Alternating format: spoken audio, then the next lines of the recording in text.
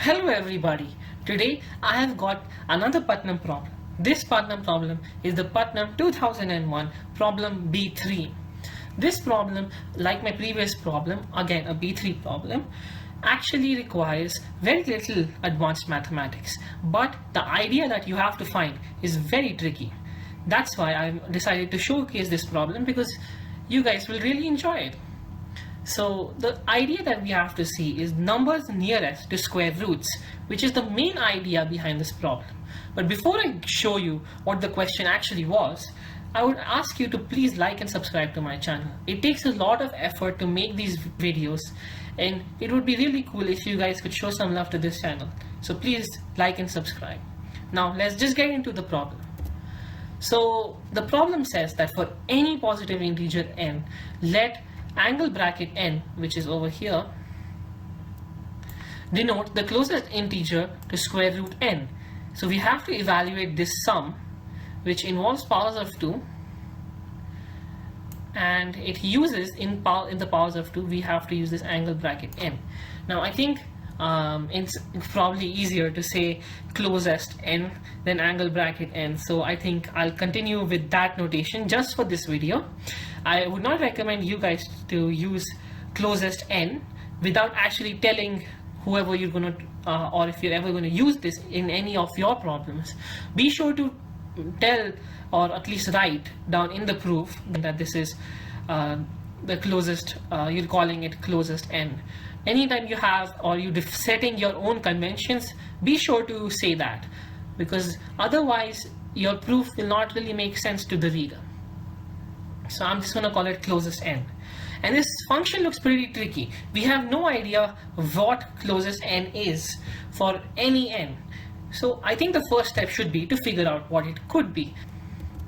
Well, if you write all the numbers from 1 to 16 and then you write the closest n values for each of these, you'll see that 1 is 1, this is 1.414, so this is also 1, because it's the closest integer to the square root. So if square root of 2 is 1.4, let's just assume it's not 1.4, it's very close to it. So that means that if you take this closest of 2, it's just going to be 1. But now if you take 3, that's 1.73, so this becomes 2, and this becomes 2, this is 2, this is 2, this is 3, 3, 3, and so on. You can definitely test this out, and once you see, you will find this pattern. So you have 1 occurring twice, 2 occurs 4 times, 3 occurs 6 times exactly, and if you would continue beyond 16, you would actually see that this also 4 also occurs 8 times. So clearly we can see that there is a kind of order to this, and this order is that after every 2 closest n numbers, the number which is closest n changes and it increases by 1. What do I exactly mean by this? So the first closest n number is 1, right?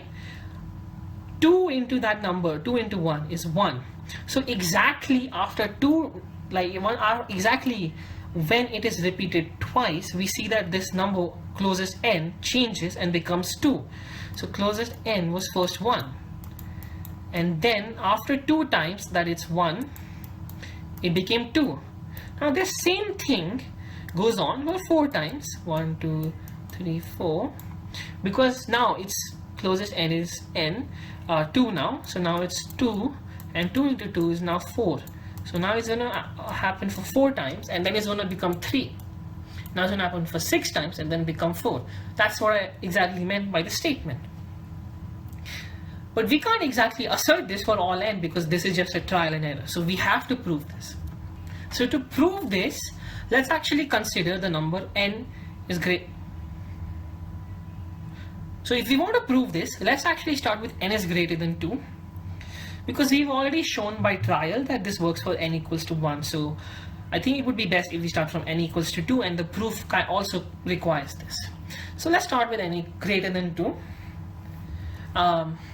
If you see the differences between two squares, where n plus 1 square and minus n square, you see that it's 2n plus 1, and this is n square minus n minus 1 whole square is 2n minus 1. So if you include the adjacent squares, that is n square, n plus 1 square, and n square, both of these numbers, you'll actually see that we have 2n plus 2 numbers between them, including them. And the same way, there should not be a plus here, there should just be 2n. Numbers between n square and n minus 1. Now, if you see this carefully,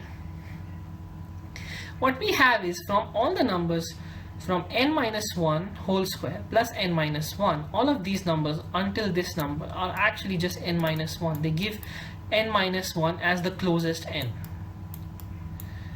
Whereas the numbers beyond this, all the way up until n square, give us closest n equals to n. So basically all the numbers from n minus 1 whole square plus n, not minus 1 again, all those numbers which are exactly as I mentioned over here, that there are 2n of these numbers. If we included n minus 1 whole square, and we can't include this, so we actually have exactly n numbers between n square, n minus 1 whole square, and n square that have the closest n equals to n. Again, from n square onwards to n square plus n, we have again exactly n numbers that are equal to closest, that give us a closest n of n. So there are exactly 2n numbers that give us the closest n value of closest n, which is the same as the 2n. I know it's very confusing, but I hope the text on the screen helps you understand this. But if I was to explain this idea a little bit better, what my proof is basically doing is it's just showing that around the number n square, there are, in a certain interval around n square, might I say, there are exactly 2n numbers that give the closest n value equal to n. So that is exactly what my proof is trying to assert, and it has proven that. And if I go back to the distribution of these numbers, if you create that interval, right, you create that interval, the space. For example, I'll not take 1 because you can't really go behind that. Let me take 9 for example. The space, this interval around 9 would be from 7 all the way up, I believe it should be up till 12. Yes, it's till 12. So this entire interval, which is of length 2n, which is exactly centered kind of around n squared. So that's what my proof is, and that's how this pattern exactly works.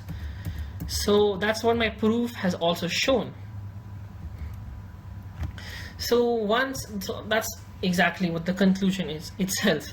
So that's what we do understand about this pattern of closest n numbers. So I did say that this wouldn't really require extremely complicated math, but the pattern is very tricky.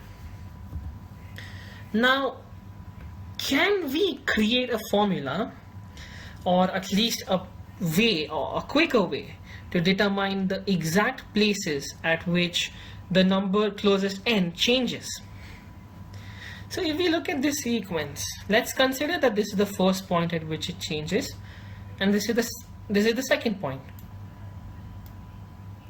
This should have been 3. So this is 1, A1, A2, A3. So at the third point, we have that this number changes and becomes 2. Now at 4, 5, 6, 7. So at the 7th point, it is becoming 3. So we have A3 equals to 7.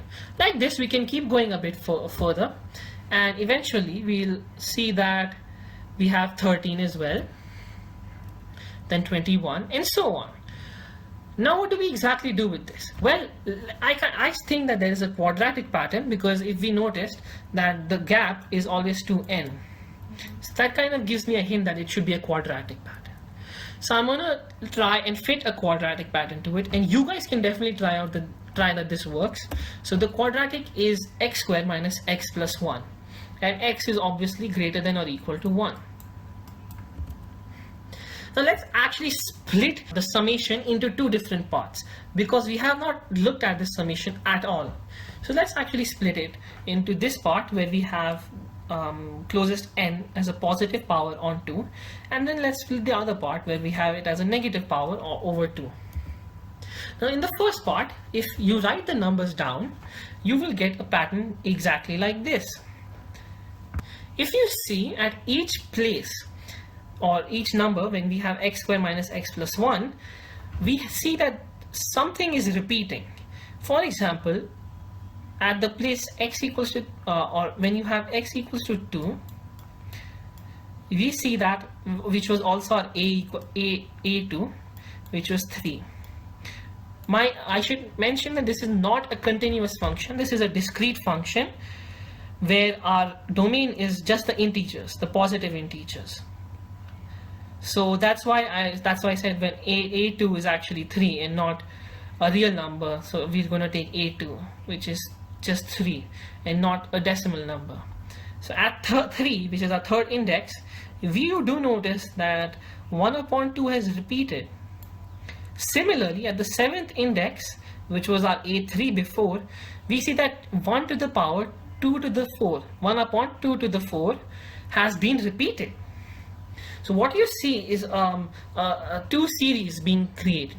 One, you have the normal geometric series, which starts at 1 and you go all the way, and the general term is just 1 upon 2 to the n, and it continues from there. And this, on the other hand, you have this series, which is basically just the squares of n numbers. The common term is as follows, which is just 1 upon 2 to the n square.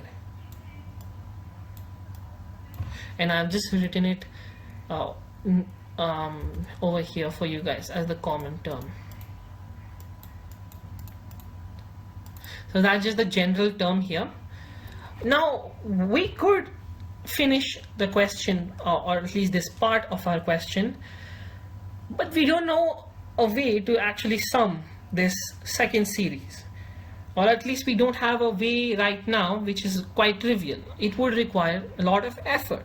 So maybe it would be wise to first prove that this is n square, and then we may try and look in the second part if that really helps us to deal with this n square series, and then we should proceed. So that's the plan. So first let's prove it. As I mentioned, we just consider this number k square minus k plus 1, and if you take the closest number of this, you actually see that it's k. Now if you consider k square minus k, just one number below it, it gives you k minus 1 as its closest number. Now if you put this in the fraction that we have, and you just substitute k minus 1, you will actually see that this is equal to 2 to the power minus k minus 1 whole square. Now you do the same thing for this number above here, and you see that this is also 2 to the power minus k minus 1 whole square. Now I give it to you guys as an exercise to prove that it does not have any other repetitions other than numbers of this form. But that, I'm just leaving that as an exercise to you guys. It's a really nice exercise, and we know that k is actually greater than or equal to 1. But that means that this number should also fall under the the repeated numbers. But it's really our choice where we want to consider it. Even if we consider it in the squares, it won't really give us too much help, because it's 1 upon 2 and then 1 upon 2 to the 4th, and it's not really helpful. But you could do that. It's just I would say just semantics. It's not really that important in this sum. So I'm actually just going to consider it part of the geometric series. And now we look at the other sequence, because as I mentioned before, we really don't have a way to sum that other series, at least in a simple manner. So let's look at the other sequence, and if that gives us something, we'll use that. So if the previous sequence had repeats, it would be it would be really cool if this sequence actually skips those exact same numbers that were repeated there. So let's try this, right? Let's just write some numbers: 1, 2, 3, and you'll see that I've just put it here. And if you notice, you don't have 1 upon 2 to the 1. You don't have this. Again, 1 upon 2 to the 4th was supposed to be here, but you don't have it. Again, you're again skipping 1 upon 2 to the 9, and so on. So indeed, these numbers are skipping the exact numbers that were repeated in the other sequence. It's very convenient, but yeah, that's what's happening.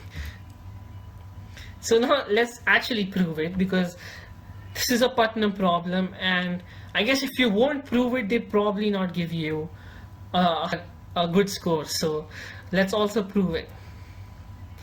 Again, we do the same exact thing as before, and I just want to mention I did not write the nearest number for k square minus k and k square minus k plus 1, because I already did that before. But if you want, you guys can just rewind the video a little bit, and if you notice that you have 2 to the power k square minus 1 here, and if you take k square minus k plus 1, you get 2 to the power k square plus 1.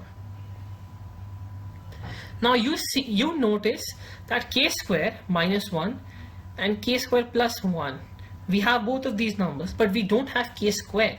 It's actually just skipping over this. And if we take k square minus k plus 2, we know that the power is just going to become k square plus 2, then k square plus 3, and it's just going to keep increasing. It's not going to decrease. So we've actually skipped k square entirely, and that's what we were proving. Now let's actually combine everything we have. We now have two sequences. One is the conventional geometric series we identified the first time around. It's just unchanged, and you can pretty easily sum this using the infinite formula, sum formula, which gives you 2. And on the other hand, you have another geometric series, and it starts at half, and this is because we just took the repeats, and now we're filling it in here wherever the numbers were exactly skipped. So now you have this other sum which starts at half, and you can again just use the very simple infinite sum formula. I'll just write it down there. So the first term, you take the first term and divide it by 1 minus the ratio. And you have to keep in mind that the ratio has to be, or at least the absolute value of the ratio should be less than 1. If it is 1, then you'll see that this goes to infinity, just because it's just going to become 1 minus 1, which is just 0. So that does not really work, right? We can't really do that.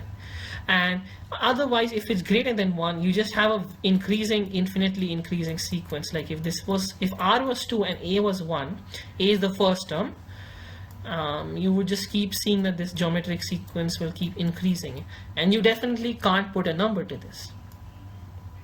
That's why the absolute value of R should be less than 1. So there you have it. We just had two sequences. You add them up, you get 2, you get 1, and what's the final answer? 2 plus 1 equals to 3.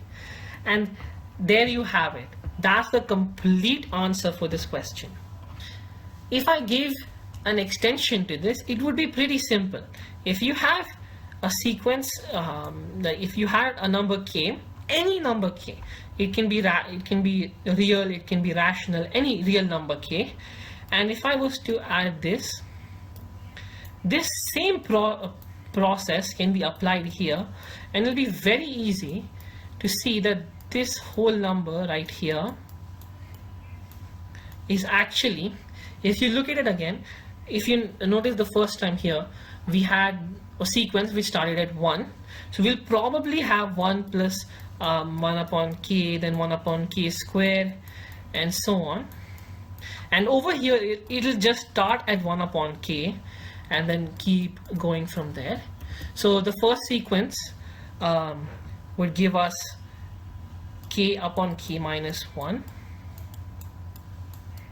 And the other one, so since we're starting from 1 upon k, we'll get 1 upon k upon 1 minus 1 upon k. And actually when I say any real number, that's kind of an error, because we want this ratio to be less than 1. So it has to be k is any real number, absolute value greater than 1. So then this fraction, the ratio, which is 1 upon k now, is not less than 1. So since this number, we have this number here, this will just become k minus 1 upon k, and this will cancel out. So you'll get k1 upon k minus 1. So you just have k plus 1 upon k minus 1. And that would be the general formula. So that's just an extension. And I think if you want to test out what you have learned from this video, you could definitely prove it for all numbers k, because it's literally the same thing. The only thing you have to change is that instead of using 2 everywhere, you just swap it with k. So yeah, there you have it, guys. Thank you so much for watching my video. Now that you've watched till the end, please like, subscribe, and comment down below what you really learned from this video and what you found most exciting. It would be really helpful for me to know what you liked, so I could make similar videos like this in the future. So thank you so much for watching. Have a nice day. Bye.